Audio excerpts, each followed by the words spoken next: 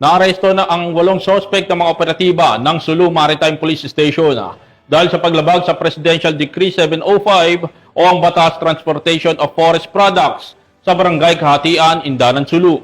Ang buong detalye ng balita mula kay Patrolwoman Veronica Calagi.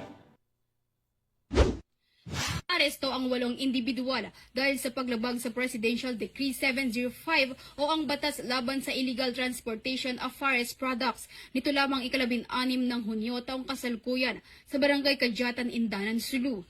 Ang operasyon ay sinagawa ng mga tauhan ng Sulu Maritime Police Station sa pamumuno ni Police Major Fritz James L. Madrid, Chief of Police.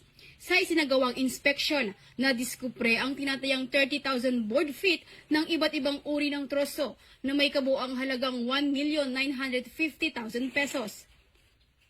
Nabigong magpakita ng kaukulang dokumento ang kapitan ng naturang bangka ukol sa legalidad ng kargamento na pag-alamang ang mga troso ay isinikay mula sa Languyan, Tawi-Tawi at patungong Sulu.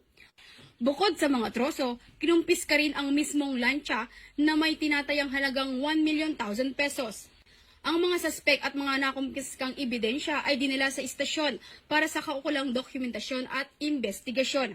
Nakipag-ugnayan na rin ang mga otoridad sa Ministry of Environment and Natural Resources and Energy BARM upang beripikahin at inventaryohin ang mga troso.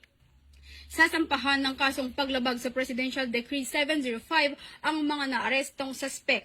Ang mga kapulisan ay patuloy na nagbabantay laban sa iligal na pagputol at pagbebiyahe ng mga produktong gubat sa rehiyon tungo sa mas ligtas at luntiang Bangsamoro.